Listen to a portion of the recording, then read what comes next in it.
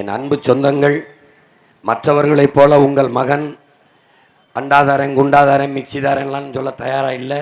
நான் தரமாட்டேன்.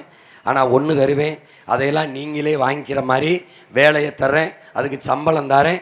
நீங்களே போய் தன்மானத்தோடு வாங்கி ஒரு தற்சார்பு வாழ்க்கை, எவங்கையும் எதிர்பார்க்காம எவங்காலையும் சார்ந்து நிற்காம தன்மானத்தோட வாழ்கிற நல்ல வாழ்க்கையை உங்கள் பிள்ளை தருவேன். உங்கள் பிள்ளை தருவேன்னா தருவேன். நல்ல கல்வியை கொடுக்குறேன், நம்ம பிள்ளைக்கு நல்ல படிப்பை கொடுக்குறேன்.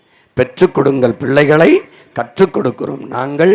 பிள்ளைகள் உங்கள் வீட்டின் செல்வங்கள் அல்ல, நம் நாட்டின் செல்வங்கள் என்று சட்டம் இயற்றி பிள்ளையை பெற்று விட்டவன் 3 வயதிலிருந்து என்கிட்ட ஒப்படைச்சிடணும். அது எவ்வளவு தூரம் படிக்குதோ அரசாங்கம் படிக்க வைக்கும். காரணம், நாட்டின் செல்வங்கள். ஒரு நாட்டின் செல்வத்திலே ஆகப்பெரிய செல்வம் அறிவு செல்வம். அந்த அறிவு செல்வத்தை என் நாட்டு பிள்ளைகளுக்கு கொடுப்பேன். வேற என்ன? மருத்துவம், உயிர் காக்கும் மருத்துவம். மருத்துவம் ஒரு மகத்தான சேவை, அது என் மக்களுக்கு தேவை. உலக தரத்திற்கு கட்டணம் இல்லாது, ஏழை பணக்காரன், உயர்ந்தவன் தாழ்ந்தவன் என்ற பாகுபாடு இல்லாது சரியாக சமமாக தரமாக ஆகச் சிறந்த மருத்துவத்தை கொடுப்பேன். தனியார் முதலாளிகளிடத்தில் என்ன தரம் இருக்குன்று நீ நினைக்கிறியோ அதை தாண்டிய தரத்தில் மருத்துவத்தை கொடுப்பேன். அறிவை வளர்க்கும் கல்வி, உயிரை காக்கும் மருத்துவம், உலக உயிர்களின் உயிர் தேவையாக உயிர் பாலாக இருக்கிற தண்ணீரை ஒரு சொட்டு கூட நீ காசு கொடுத்து வாங்க வேண்டியதில்லை. தூய குடிநீரை ஒவ்வொரு வீட்டுக்கும் கொடுத்துருவேன். இது 3 மட்டும்தான் கட்டணம் இல்லாமல் உங்கள் மகன் தருவேன். கட்டணம் இல்லாமல் தருவேன். மீதி எல்லாம் எரிகாற்றா தருவேன், நானே தருவேன், சிலிண்டர் தருவேன். ஆனால் உரிய கட்டணத்துக்கு தருவேன், தடை இல்லாமல் தருவேன். ஏன்? அந்த எரிகாற்றை உங்கள் மகனை உற்பத்தி செய்வேன், நானே உற்பத்தி செய்வேன். எந்த நாட்டையோ எந்த மாநிலத்தையோ எந்த முதலாளியோ சார்ந்து நிற்க மாட்டேன். நான் என்னுடைய ஆடு மாட்டு கழிவு, மக்கிய இலைதலை கழிவு, என்னுடைய கோழி கழிவு, வாத்து கழிவு, நான் எல்லாத்தையும் சேர்த்து அதில் இருந்து பயோகேஸுங்கிற அந்த எரிகாற்று, உயிர் வழின்னு நம்ம தூய தமிழில் சொல்கிறோம், நான் தயாரித்து வீடு வீட்டுக்கு தடை இல்லாமல் என் மக்களுக்கு கொடுத்துருவேன். நீ அதை விட்டுரு.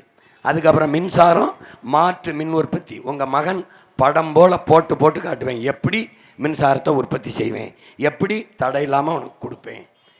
தடை இல்லாமல் தருவேன், ஆனால் கட்டணம் இல்லாமல் தரமாட்டேன். உரிய கட்டணம், உற்பத்தி செலவு எவ்வளவோ அங்கே பணி செய்கிற பிள்ளைகளுக்கு நான் சம்பளம் கொடுக்கணும், கடன் வாங்கி கொடுக்க முடியாது இந்த கடங்கர பயிலுக்கு மாதிரி. அதனால் உரிய கட்டணத்தை கொடுப்பேன், தடை இல்லாமல் கொடுப்பேன். வேற என்ன? பயணிக்க நல்ல பாதை, படிக்க கல்வி, குடிக்க தண்ணி, பார்க்க மருத்துவம். பசி இல்லை, ஏன்னா நானே வேளாண்மை செஞ்சிடுறேன். பசி இல்லை நாட்டில், உனக்கு எல்லாமே கிடைக்கும். முல்லை, குறிஞ்சி, மருதம், நெய்தல், அங்காடின்னு சந்தைன்னு நானே திறந்துடுவேன். நியாயமான விலைக்கு, உரிய விலைக்கு, அடக்க விலைக்கு தரமான பொருள்களை தந்துடுவேன். நஞ்சில்லா உணவு, அதுவே நம் கனவு. எங்கள் பெரிய தகப்பன் நம்மாழ்வார் எங்களுக்கு படிப்பிச்சது அதுதான்.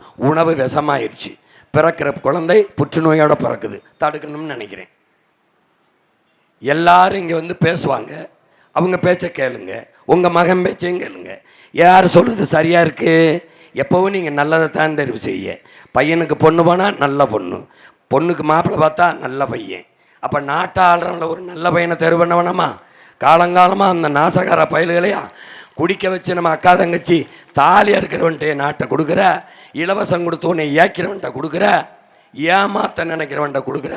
இதையெல்லாம் மாற்ற நினைக்கிற உன் மகன்கிட்ட ஒரு தடவை கொடுத்து பாரு.